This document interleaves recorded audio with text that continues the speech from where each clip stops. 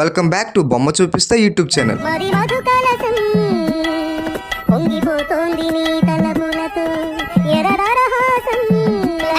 Already మన channel ని చూస్తున్న అందరికి కల్కి హైప్ హ్యాంగ్ ఓవర్ ఎక్కించేసామన్న విషయం తెలిసిందే. అసలు ఎవరు రారనుకున్నా బట్ వచ్చారు. ఇందులో నేను ప్రతి ఒక్కరి ఛానల్ ని విజిట్ చేశా. అందరూ గుడ్ కంటెంట్ డెలివరీ చేస్తున్నారు. ఈ షౌట్ అవుట్ లో ఇంట్రెస్టింగ్ పార్ట్ ఏంటంటే 300 పైగా రివ్యూస్ పెట్టి దానికి డబుల్ కన్నా తక్కువ సబ్స్క్రైబర్స్ ఉన్నవారు ఉన్నారు, 1200 సబ్స్క్రైబర్స్ పైగా ఉన్నవారు ఉన్నారు, అండ్ అలాగే ఎంగేజింగ్ గా ఎడిట్స్ చేసే వాళ్ళు కూడా ఉన్నారు. And now the BC shout out award goes to Ashwin Reddy.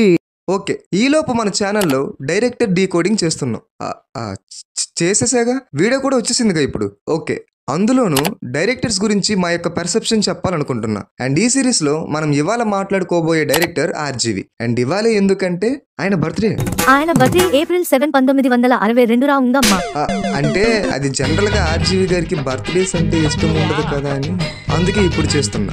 నీ ఇష్టానికి నీ వీడియోకి సంబంధం ఏంట్రా బాడుకో. జోక్లే ఇది. అయినా ఆయన మళ్ళీ మన వీడియో చూసి వీళ్ళు బర్త్డే గురించి మాట్లాడారని తెలుసుకొని ఫీల్ అవుతారేమో అని ఆగిపోయా. పాయింట్ కి రారా బాతు బచ్చా నాయాల. సరే ఇంకా లేట్ చేయకుండా వీడియోలోకి వెళ్ళిపోదాము.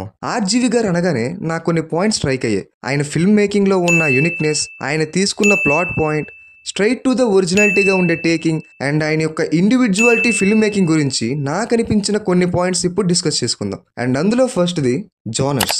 మీరు ఏ డైరెక్టర్ ని తీసుకున్నా, ఏ కంటెంపరీలో అయినా మాక్సిమం అందరూ అన్ని జోనర్స్ టచ్ చేసి ఉండరు. అండ్ చాలా మంది కమర్షియల్ మూవీ డైరెక్టర్స్ ఉంటారు. And to be frank, commercial movies అనే జోనరే లేదు మా.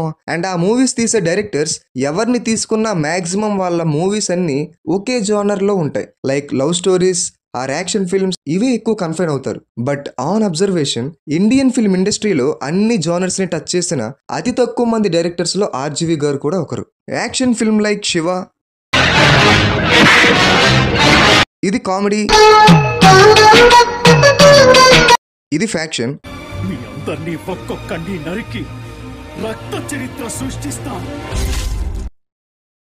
అండ్ ఇది రామ్ కామ్.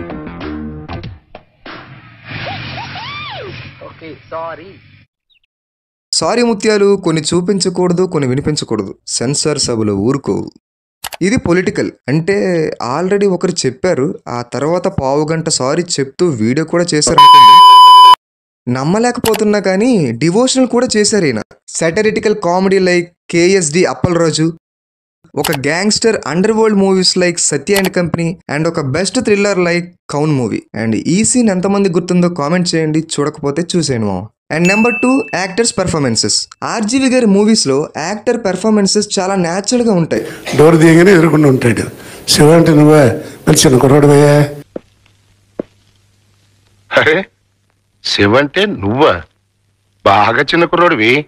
బెల్ట్ పెట్టి ఉరియాలి. ఆడు కటక్కనంటే అన్నాడు. నాకు వేలింటి పెడతాను కూడా సందు లేదు.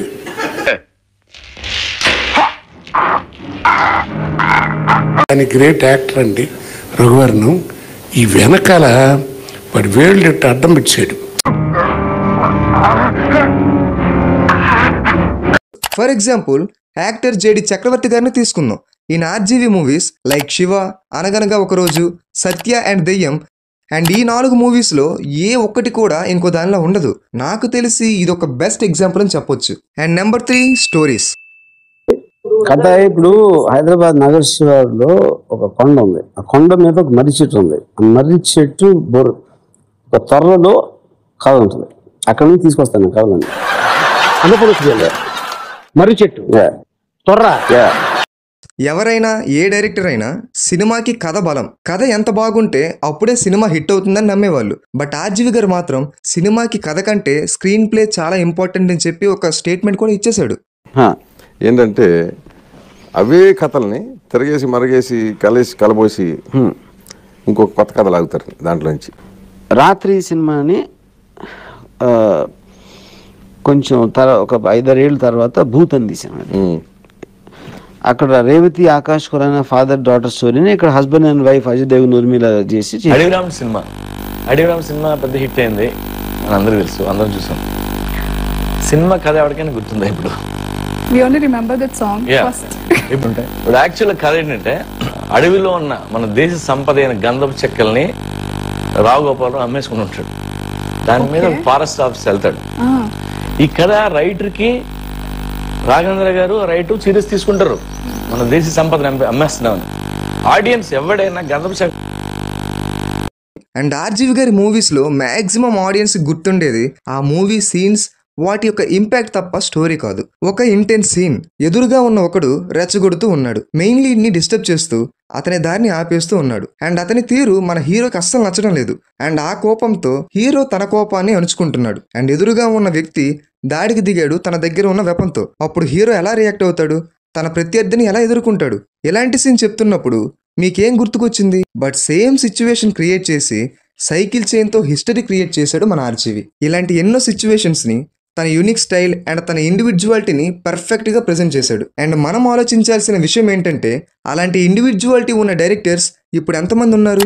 అఫ్ కోర్స్ రాజమౌళి, సందీప్ రెడ్డి వంగ, ప్రశాంత్ నీల్ ఇలా దున్నేస్తున్నారు అనుకోండి, బట్ ఈ నెంబర్ ఇంకా పెరగాలని కోరుకుంటున్నా. అండ్ ఆ ఇండివిజువాలిటీని ముందు నుంచే చూపిస్తూ వచ్చారు RGV. And number 4 RGV revolutions. అప్పటి వరకు షూటింగ్ అంటే director, co director, assistant director, actor, light man, cameramen, actors యొక్క స్టాఫ్, లైక్ మేకప్ మ్యాన్, వీళ్ళందరూ వచ్చి షూటింగ్ చేస్తూ హడావిడిగా ఎంతో మంది ఇన్వాల్వ్ అయ్యేవారు. బట్ వీళ్ళెవ్వరూ లేకుండా ఆర్జీవి గారు ఒక 13 days ఒక 3 యాక్టర్స్, ఒక ఇల్లు తీయడానికి ఒక కెమెరా, అంతే. అండ్ వీటితో ఇప్పటికీ మర్చిపోలేని ఒక థ్రిల్లర్ తీశారు. అండ్ ఆ మూవీ నేమే కౌన్. అండ్ ఈ మూవీ లాస్ట్ సీన్ ఇప్పటికీ నాకు హాంటింగ్ గా ఉంటుంది మామ. ఎవరైనా చూడకపోతే చూసేయండి, చూసిన వాళ్ళు ఎలా ఉందో కామెంట్ చేయండి. అండ్ టెక్నాలజీని యూజ్ చేయడం ఆర్జీవి గారి యొక్క ప్యాషన్ టువర్డ్స్ ఫిల్మ్ మేకింగే ఆయన్ని ఈ రెవల్యూషన్స్ ని డిస్కవర్ చేసేలా చేసింది. అండ్ కెమెరా షాట్స్ విషయానికి వస్తే, ఒక చేస్ జరుగుతూ ఉన్నప్పుడు యాక్టర్స్ పైన సెపరేట్ షాట్స్ ఉండేవి, అంటే వాళ్ళు ఒకరిని ఒకరు చేస్ చేస్తున్నట్టుగా, అంతే.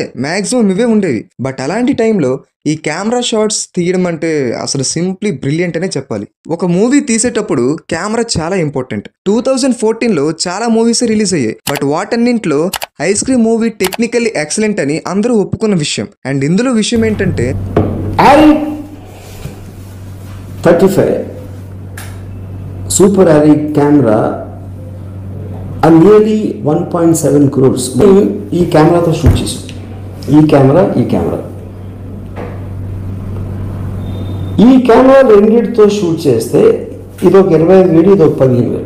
అండ్ 1.7 crore కెమెరాతో తీసిన మూవీ కంటే 25,000 రూపీస్తో తీసిన సినిమా టెక్నికల్లీ బ్రిలియంట్ అంటే ఏంటర్థం? వెన్ ఎవర్ డైరెక్టర్ కి ఒక క్లియర్ విజన్ ఉంటుందో కెమెరా అనేది ఎఫెక్ట్ చూపించలేకపోతుందని. అండ్ మొన్న ఈ మధ్య ఆర్జీవి గారు యువర్ ఫిల్మ్ అనే కాన్సెప్ట్ స్టార్ట్ చేశారు. నాకు తెలిసి ఇలాంటి ఒక ఐడియా ప్రపంచంలో ఎవరు ఇంప్లిమెంట్ చేయలేదు. మేము ఈ యువర్ ఫిల్మ్ అనే కాన్సెప్ట్ గురించి ఒక వీడియో కూడా చేసాం మావా, link is in description if you like watch it. And ఇలాంటి కాన్సెప్ట్ వల్ల న్యూ టాలెంట్ కి ఒక మంచి గేట్వే అవుతుంది.